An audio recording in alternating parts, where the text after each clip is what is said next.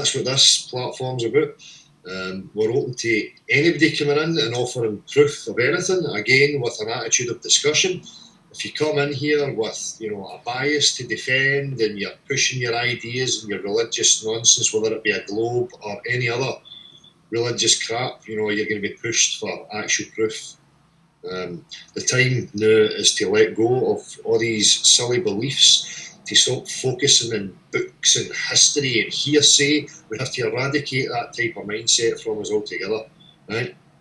The only thing that should be part of your lips is your own experience. Not what you're reading in a book, or somebody told you, or you heard on the TV. Right? You're not helping anything and you're causing a bigger problem. You're adding to the division, you're adding to holding it back. The only information and things that should be parting from your lips is your experience, and that is it.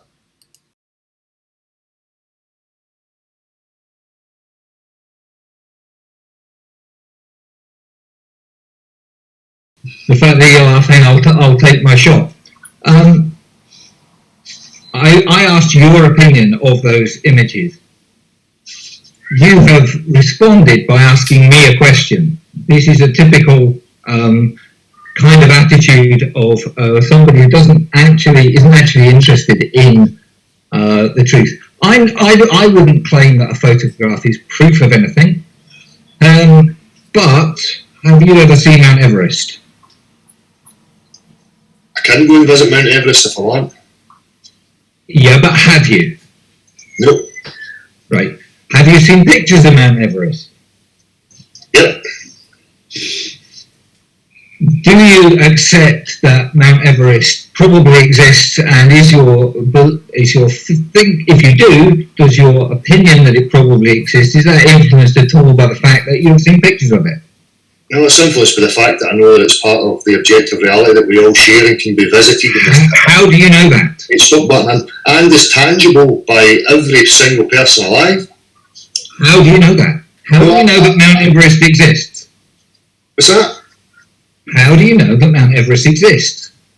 I can go and visit it. It's here. It's tangible. If I want to go and visit it. You haven't visited it. How do you know that space exists? You haven't visited Mount Everest.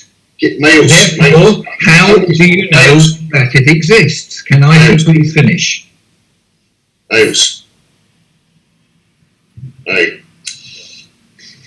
We're talking about he's using semantics, he's trying to twist here, right? Earth and its contents is tangible and accessible by everybody. He's new trying to use that as some sort of sway for these pictures of space. The difference being that we don't all have access to this imaginary vacuum of space. Right? That idea and notion comes from certain institutions and very small groups, minorities, right, who claim they have been there and they produce images. Right? So let's not try and twist things. Right? You could go to Mount Everest. You haven't been to Mount Everest yet. You sat there and you quite happily said that you believe Mount Everest exists. I'm asking you to say why you believe Mount Everest exists. Because I know that it's tangible within my reality. How do you know that? Because other people have been there, other people can see it right now, that is actually tangible and part of the reality that we share. Because other people have been there, other people can see it right now, that is actually tangible and part of the reality that we share. Because other people have been there, other people can see it right now, that is actually tangible and part of the reality that we share. Right? The only thing that should be part of your lips is your own experience. Not what you're reading in a book, or somebody told you, or you heard on the TV.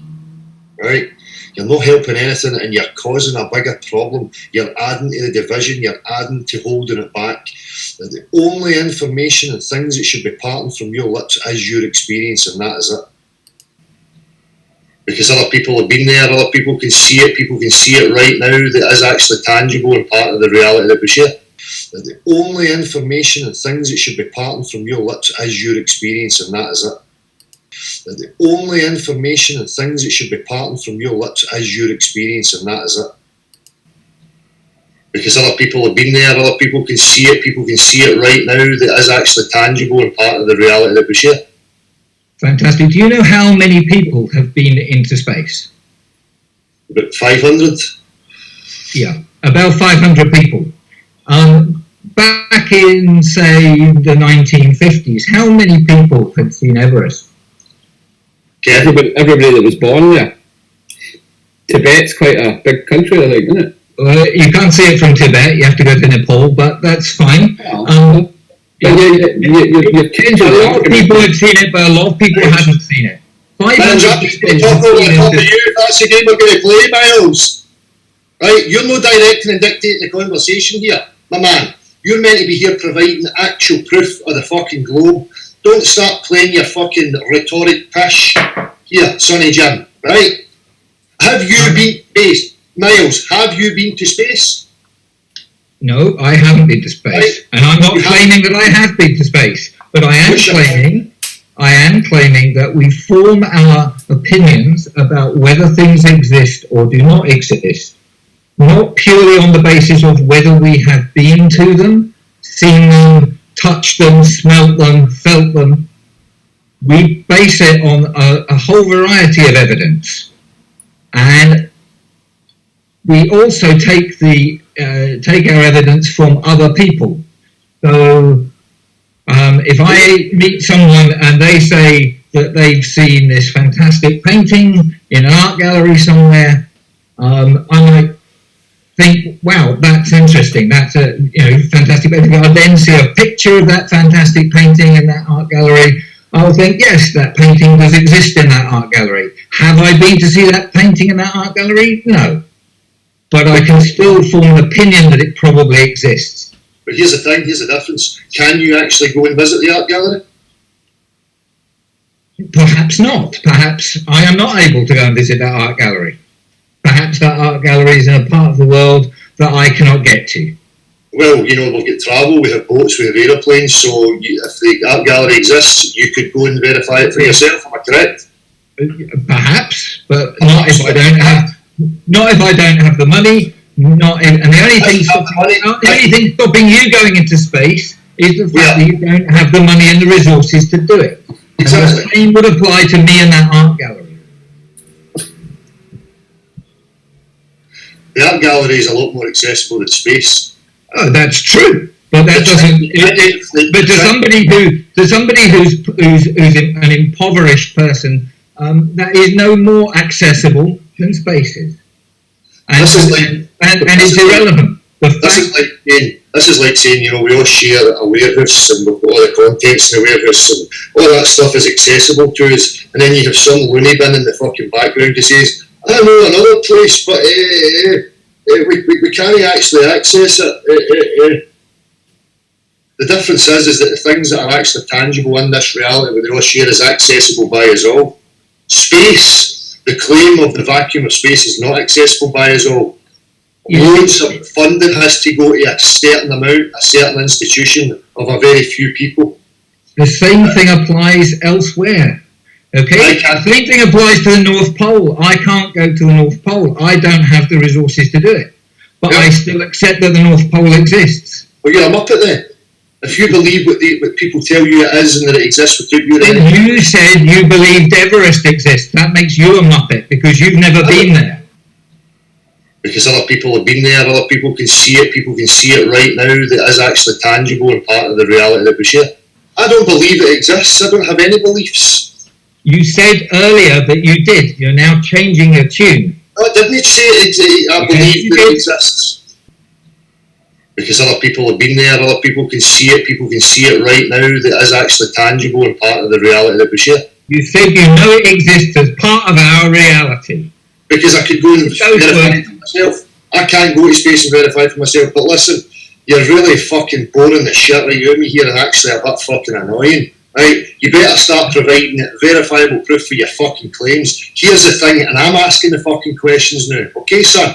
Right, do we accept images as conclusive proof of anything? No. Right, so shut up about your fucking images. We've established the logic now, okay? Or else I'm going to pull up pictures of Nessie and start claiming, why do you not believe in Nessie? Loads of people have produced images of it. If you're only interested in conclusive proof, then what is your conclusive proof that the Earth is not a sphere or a spheroid? Do you accept that the Earth is covered in water? No, part of the Earth is covered in water. It contains a lot of water. What percentage of the Earth would you say has water on it? Actually, or has water on it, or is water? It's less than 1% of the Earth is water. Or is this in regards to your internal workings and how deep it actually is, and it goes for thousands of miles into a central, all of these layers and crusts and all this kind of stuff? Is this what you're invoking here? Here's how I know the surface of the Earth has water on it. So what's your point? Here's my point exactly. Bodies of water do not conform to the exterior of shapes upon Earth. You cannot be standing at one point and have, a declination going downhill, saying something's coming away from you with a body of water on it without that water flowing. So you disregard all the calculations of gravity and so on? I disregard anything that can be shown practically. Well, it can be shown practically. It's shown practically by the Earth itself. Where? Your pictures again. Because the Earth itself is covered in water. So that is covered in water now. So you're agreeing that it's covered in water. A large part of the surface of the Earth is covered in water. Thank you. That's fine. Okay. So in order to claim that the water would fall off the Earth, you have to claim that gravity doesn't exist. No, I would claim that bodies of water upon Earth do not conform to the exterior of shapes. To suggest to me that where I stand, but they do. Looking out into a body of water, that it curves away from me with no flowing of that liquid. But they do. If you Right, I'm muting Miles again. Dude, have some courtesy or just fuck off, okay? Exactly. Right. I'm trying to answer some questions. Miles, you're not here to fucking ask questions, okay? You're here to defend the globe. Alright, my man? The point of... I'm going to fucking mute you ignorant wee prick. The point of this hangout is to offer people the opportunity to defend the globe. Right? You're not coming here to ask us questions. You're coming here to defend your globe, and we'll question you because that's the affirmative claim that we were all born into. We do not know the full dimensions of the Earth. I am telling you, you asked me what the conclusive proof for me is that it's not a sphere. I am telling you the natural physics of water that does not conform to the exterior of a shape. Now will you let me speak? No, I'm not going to let you speak until I'm finished. Right? That is the claim I'm making. That is what I observe and test in reality 100% of the time. Anybody who claims any different, the burden of proof is on them. It's an absurd claim to make, to say that it does do something opposed to what we see every single day. So now, please provide the practical example, the actual proof that bodies of water do indeed behave like that.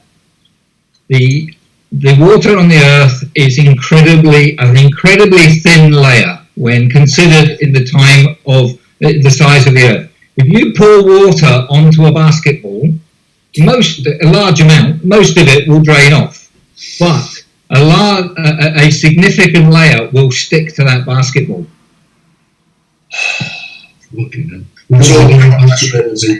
No, we're now going on about surface tension and adhesion, right, which is something totally separate, right? The Earth, I don't claim that the Earth is a fucking basketball, right? And even when I believe the globe, I would never tell people it's a fucking basketball and then misrepresent it. We know that it's not a basketball, right? It has huge caverns where these bodies of water are. It's not just sitting on the top of it as surface tension or adhesion, right? We're talking about vast bodies of water. Bodies. Do you know that that compared with the surface of a billiard ball, right, the Earth is actually smoother? Are you fucking shitting me, you absolute fucking moron, man? Are you having a fucking giraffe? Like Neil deGrasse Tyson. I know that you got it for Neil deGrasse Tyson. You've directly lifted it for that muppet, right? You go to Mount fucking Everest and tell me it's as smooth as a fucking billiard ball, you fucking clown, you. If you could be reduced down to the size, equivalent size of being on a billiard ball, the surface imperfections on that billiard ball would be greater than the surface imperfections on the Earth. This is a fact. Is it? A fact. Yes. Right, so let's get back again. Scanning electron microscope would prove it. Let's get back again to Miles' his points here. Okay, Miles, how deep is the Earth? According to the spheroid Earth model, yeah? According to something that's written in a book, which shows me cartoon drawings, okay? Yeah, it's about 8,000 miles in diameter, isn't it? Is it? Yeah. So, where is your actual proof of that, please? You want me to over a chat like this prove that the Earth is 8,000 miles in diameter? That's not my point. How deep is the Earth? No, you're using it. You're invoking and saying, "Oh, the Earth's oceans in comparison." I'm saying that to the size of the Earth. everything according to the globe Earth model makes sense. Everything according to the globe Earth model fits together and works. Does it? It does. Show me If you misrepresent things like, oh, the water should fall off the Earth, and totally disregard the fact that gravity is actually holding the water onto the Earth, that everything is attracted towards the centre of a sphere, and the size of the Earth is such that gravity will hold the water onto the surface with no problem at all. Okay, now that may or may not be true. It doesn't matter. The fact of the matter is, it doesn't matter. The fact of the matter is that if it were a sphere, the oceans would be quite possible as we observe them. Okay, Curvature on the oceans can be seen. Muted. Okay, Miles, now prove to us that it is a sphere, or fuck right off.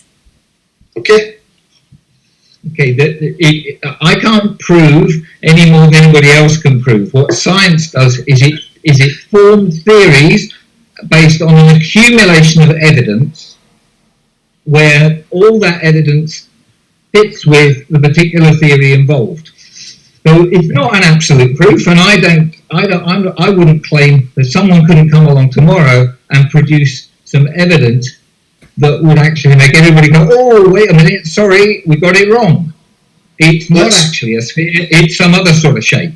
However, let's get through your evidence. Let's get through your evidence one by one. Let's get through your one by one. You're here to present evidence to prove to us that it's interrupting me. Let's have it one by one. You were interrupting me.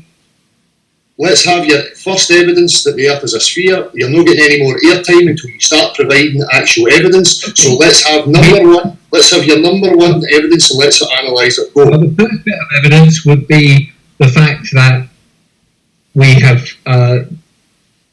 mankind has been to space on numerous occasions. I'm going to meet you again, Ken. I'm going to meet you again, Miles. We have established that we're not going to talk about generalisations. You know, we, mankind, have been to space. No, they fucking have not.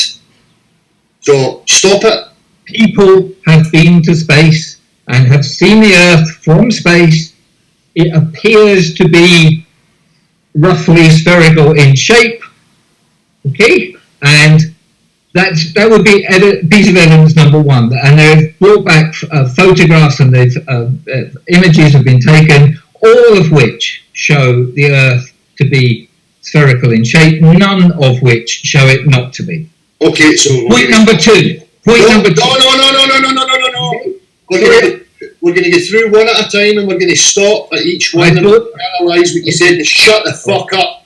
Okay, go on then. Okay, we have not been to space. People, a very small minority, have claimed they have been to space. They have produced cartoons, drawings, and text. If I see an image that is produced by any of these institutions that has anomalies, that is telling me lies, that is not an actual photograph, then I have every right not to trust them and claim that they are liars. Okay? But we have already established that we don't accept images as conclusive proof of anything. Okay. Miles, get into saying, you shut up, Miles. Miles, it's no your turn to speak, my man. Right, you've made your first evidence, so let the panel now say what they have to say on your first evidence. That's bullying. No, stop bullying. You're getting your airtime and you're presenting your evidence, and we're going to rebut every point that you make. Can I ask Ken? I'd like to see you start. Can I ask you a question, please, Ken? My name's Miles, it's not Ken. Miles, let's go Ken on the screen. Sorry, Miles. My name's Sean. So on my point with your evidence is you brought your evidence to the table. Correct me if I'm wrong. You're saying we have been to space, which is the generalisation, and we provided photographs to prove conclusively that the Earth is a sphere. Is that correct? No, that's not correct. That is not what I said. I was asked to produce evidence that the Earth is a sphere. And you just said... I was asked... Hang on, can I finish? I was asked to produce evidence the Earth is a sphere. I was asked to go... initially, I was asked to produce all the evidence. Now we're going through each item one by one, which is the best way to go through it. Which may be the best way, it may not be the best way. It's probably the best way. That's the first thing that I selected. It's not. I'm not considered, and I explained that this is not proof. Nothing will ever be proof. All we can do is take the accumulation of all evidence and decide what the best theory to explain all of that evidence actually is. Okay, well, item one is photographs from space. Can I just make a point?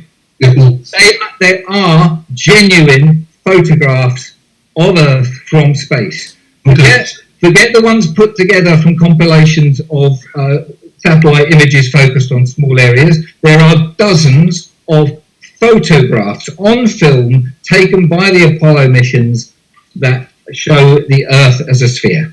Okay, can I come back at you now? Yep. So there's dozens of photographs, and I've seen them photographs, and I'm supposed to take it that this is evidence that we live on a globe. So my first question to you is, if there's inconsistencies within them photos, so we look back from 1975 or 1966 right through to present day, and I show you 12 photographs, and each photograph is a different composition, land masses on a different size. Are you then going to take that as gospel, as conclusive evidence that what I'm saying to you is you live on a globe? Not any inconsistencies within the photographs. If we consider the photographs of the whole Earth and not compilations of satellite images which are tiny fragments of the Earth stitched together, and this is where most of the flat earthers claim, they all look different. The ones that all look different are the ones that have been assembled as compilations of small images taken by low Earth orbit satellites. If you go to the Apollo missions and look at the photographs taken, there are no inconsistencies amongst those photographs. None at all. Okay? If you look at the images taken by the Discover satellite at the Lagrange point 1, there are no inconsistencies with those. People look at that stuff and they say, this shouldn't be there and that shouldn't be there, and the moon transiting across the front of it doesn't look right. But the fact is that there are images taken every couple of hours or so, and it always looks round. Right, okay, Ken and Miles, right. So, we'll just move on to the point where I'm going to say this again. I can produce images every 5 minutes of fucking unicorns. And me and 500 of my mates will testify to the unicorn's existence because we have access to another dimension that nobody else can fucking reach. But the fact that we can produce these images should be proof enough for anybody that unicorns are actually true and that we can access this other dimension. So it's nonsensical, it's illogical. That's what I'm saying. It doesn't offer any measurable proof for the claim that the Earth is actually a sphere. That's not what I'm saying. We need some measurable proof that the Earth is actually a sphere. That's not what I'm saying. Right, so we're going to move on from your point one, if I can just finish what I'm saying. So we have established that. Okay. 500 of me, 500 of me, my friend. Fucking shut up, you absolute ignorant little fuck, man. You're repeating yourself. You're repeating yourself. You're repeating yourself, numpty. Right? Next, evidence, please. And guys, before you progress, Miles, sorry, man, but you're going to have to look at your logic again. You started off proclaiming... Shut the fuck up, you fucking ignorant little wanker, man. I'm going to eject you if you don't shut the fuck up when people... I was asked to respond and somebody else cut in. No, I'm just wanting to say that I need to leave, unfortunately. As much as I'd like to stay, I've got visitors coming. And Miles, I'd just like to reply that you came on saying thousands. You've reduced that to dozens of images that apparently prove, that we live on a globe. You're going to have to look at the logic of how you think. That's all I can say to the matter. So, Dale, thanks very much for having me on. And guys, have a good Sunday still. Huh? No problems, mate. I'll probably not be on much longer with this chat because he's really fucking annoying me. It's so hard to have proper discussions and actually get through things when you have ignoramuses like this, I agree. Alright, see you guys. Again, cheers Gav, but again, people, just... Can I go to point 2? I'm fucking speaking, you ignorant little wanker, man. I am fucking speaking. Such a bully. You are such a bully. You invite people on. Fuck off. Fucking spanker, you man.